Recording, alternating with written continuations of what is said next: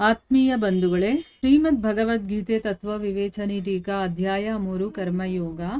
ಇದರಿಂದ 3ನೇ ಶ್ಲೋಕವನ್ನ ನಾವು ತಿಳ್ಕೊಳ್ತಾ ಇದ್ವಿ. ಓದ ಭಾಗದಲ್ಲಿ ನಾವು ಅಸ್ಮಿನ್ ಲೋಕೆ ಅನ್ನುವಂಥ ಪದ ಯಾವ ಲೋಕಕ್ಕೆ ಹೇಳಿದ್ದಾರೆ ಅನ್ನೋದ್ರ ಬಗ್ಗೆ ತಿಳ್ಕೊಂಡ್ವಿ. ಮನುಷ್ಯ ಲೋಕದ ಬಗ್ಗೆ ಹೇಳ್ತಾ ಇರೋದು ಅಂತ.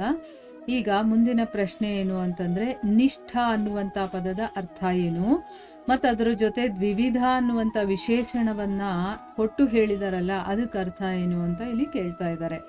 ಉತ್ತರ ಏನು ಅಂತಂದ್ರೆ, ನಿಷ್ಠ ಅನ್ನುವಂಥ ಪದದ ಅರ್ಥ ಸ್ಥಿತಿ, ಅಂದ್ರೆ ಒಂದು ಸ್ಥಿತಿ ಅಂತ ಹೇಳೋದಕ್ಕೋಸ್ಕರ ಇಲ್ಲಿ ನಿಷ್ಠ ಅಂತ ಹೇಳಿದ್ದಾರೆ. ಮತ್ತು ಅದರ ಜೊತೆ ದ್ವಿವಿಧ ಅನ್ನುವಂಥ ವಿಶೇಷಣವನ್ನ ಕೊಟ್ಟು ಭಗವಂತ ಪ್ರಧಾನವಾಗಿ ಸಾಧನೆಯ ಸ್ಥಿತಿಗಳಲ್ಲಿ 2 ವಿಧಾನಗಳಿದೆ ಅಂತ ಹೇಳಿದಾನೆ. ಅಂತಂದ್ರೆ ದ್ವಿವಿಧ, 2 ವಿಧಾನಗಳಿದೆ. ಯಾವುದು? ಸಾಧನೆ ಮಾಡುವಂತಹ ಸ್ಥಿತಿಗಳಲ್ಲಿ. ನಿಷ್ಠೆ ಅಂತ ಹೇಳ್ತೀವಲ್ವ, ನನಗಿದ್ರಲ್ಲಿ ನಿಷ್ಠೆ ಇದೆ ಅಂದರೆ ನಾನು ಜಪವನ್ನು ಮಾಡೋದ್ರಲ್ಲಿ ನನ್ನ ನಿಷ್ಠೆ ಇದೆ, ಅಥವಾ ಗ್ರಂಥಗಳನ್ನು ಓದೋದ್ರಲ್ಲಿ ನನಗೆ ನಿಷ್ಠೆ ಇದೆ ಅಂತ ಹೇಳ್ತೀವಲ್ವ. ಆ ರೀತಿ ಸಾಧನೆಯ ಸ್ಥಿತಿಗಳಲ್ಲಿ 2 ವಿಧಿಗಳಿದೆ. ಯಾವುದು ಅದು 2 ಅಂತಂದ್ರೆ, ಒಂದು ಸ್ಥಿತಿಯಲ್ಲಿ ಮನುಷ್ಯ ಏನು ಮಾಡ್ತಾನೆ, ಆತ್ಮ ಮತ್ತೆ ಪರಮಾತ್ಮರಲ್ಲಿ ಅಭೇದವನ್ನ, ಅಂದ್ರೆ ಇಬ್ಬರಲ್ಲೂ ಕೂಡ ಯಾವುದೇ ಭೇದ ಇಲ್ಲ ಅಂತ ತಿಳ್ಕೊಂಡು ಇಬ್ರು ಒಂದೇ ಅನ್ನೋ ರೀತಿ ತಿಳ್ಕೊಂಡು ತನ್ನನ್ನ ಬ್ರಹ್ಮನಿಂದ ಅಭಿನ್ನ, ನಾನು ಭಗವಂತ ಭಿನ್ನರಲ್ಲ, ನಾವು ಅಭಿನ್ನರು, ನಾವು ಸಪ್ರೇಟ್ ಅಲ್ಲ, ನಾವಿಬ್ರು ಒಂದೇ ಅಂತ ತಿಳ್ಕೊಳ್ತಾನೆ. ಈ ರೀತಿ ತಿಳ್ಕೊಂಡು ಅವನು ಸಾಧನೆಯನ್ನ ಮಾಡ್ತಾನೆ. ಮತ್ತೆ ಇನ್ನೊಂದು ಸ್ಥಿತಿ ಇದೆಯಲ್ಲ, ಅದರಲ್ಲಿ ಆ ಸಾಧನೆಯಲ್ಲಿ ಹೇಗೆ ಅಂತಂದ್ರೆ, ಪರಮೇಶ್ವರನನ್ನ ಸರ್ವಶಕ್ತಿವಂತ ಅಂತ ತಿಳ್ಕೊಂಡು ಸಂಪೂರ್ಣ ಜಗತ್ತಿಗೆ ಅವನೇ ಕರ್ತಾರ, ಅವನೇ ಹರ್ತಾರ, ಅವನೇ ಸ್ವಾಮಿ ಅಂತ ತಿಳ್ಕೊಂಡು, ಅಂದ್ರೆ ಭಗವಂತನೇ ಸರ್ವಸ್ವ, ಅವನು ಎಲ್ಲವನ್ನ ಮಾಡುವಂಥವನು, ಅವನೇ ಎಲ್ಲದಕ್ಕೂ ಒಡೆಯ ಅಂತ ತಿಳ್ಕೊಂಡು ತನ್ನನ್ನ ತಾನು ಅವನ ಆಜ್ಞಾಪಾಲಕ ಸೇವಕ ಅಂತಂದ್ರೆ ಭಗವಂತನನ್ನ ಸ್ವಾಮಿ ಅಂತ ತಿಳ್ಕೊಂಡು ತನ್ನನ್ನ ಸೇವಕ ಅಂತ ತಿಳ್ಕೊಳ್ತಾನೆ ಅನ್ನುವಂಥ ಭಾವವನ್ನು ತೋರಿಸಿದಾನೆ. ಈಗ ಗೊತ್ತಾಯ್ತಲ್ವಾ, 2 ನಿಷ್ಠೆಗಳಿದೆ, ಅದರಲ್ಲಿ ದ್ವಿವಿಧ 2 ರೀತಿಯ ಸ್ಥಿತಿಗಳಿದೆ.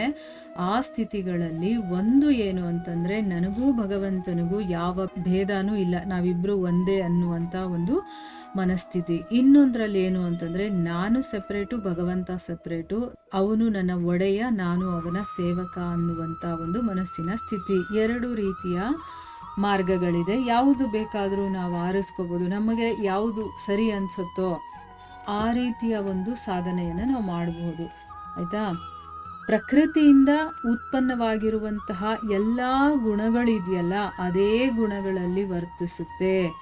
ಈಗ ಈ ಒಂದು ಪ್ರಕೃತಿಯಲ್ಲಿ ಬೇಕಾದಷ್ಟು ರೀತಿಯ ಗುಣಗಳಿದೆ.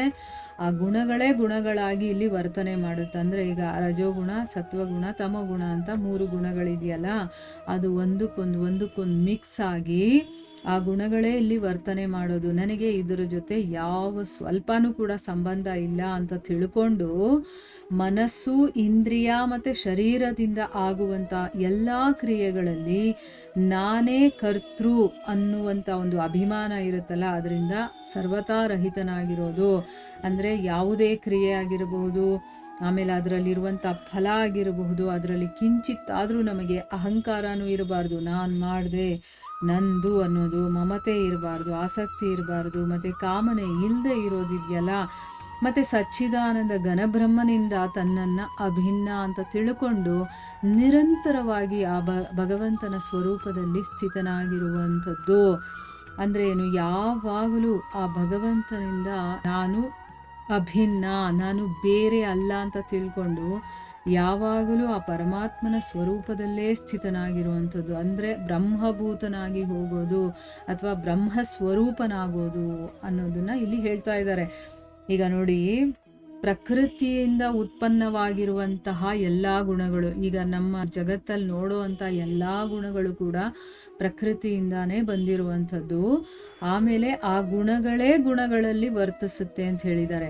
ಈ ವಿಷಯದ ಬಗ್ಗೆ ಇದೇ ಅಧ್ಯಾಯದಲ್ಲಿ, ಅಂದರೆ 3ನೇ ಅಧ್ಯಾಯದಲ್ಲೇ 28ನೇ ಶ್ಲೋಕದಲ್ಲಿ ಭಗವಂತ ಹೇಳಿದಾನೆ. ಏನ್ ಹೇಳಿದಾನೆ, ತತ್ವವಿತ್ತು ಮಹಾಬಾಹೋ ಗುಣಕರ್ಮ ವಿಭಾಗಯೋ ಗುಣ ಗುಣೇಶು ವರ್ತಂತ ಇತಿ ಮತ್ವಾನ ಸಜ್ಜತೆ.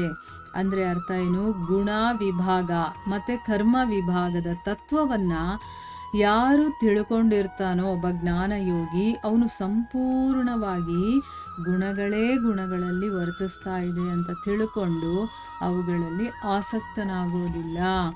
ಈಗ ನಾವು ಒಬ್ಬ ವ್ಯಕ್ತಿಯನ್ನು ನೋಡಿದಾಗ ಅವನ ಶರೀರವನ್ನು ನೋಡಿ ಅವನನ್ನು ಜಡ್ಜ್ ಮಾಡ್ತೀವಿ ಅಲ್ವಾ, ಅದರಿಂದನೇ ನಮಗೇನಾಗುತ್ತೆ, ಡಿಫ್ರೆನ್ಷಿಯೇಟ್ ಕಾಣಿಸೋದು.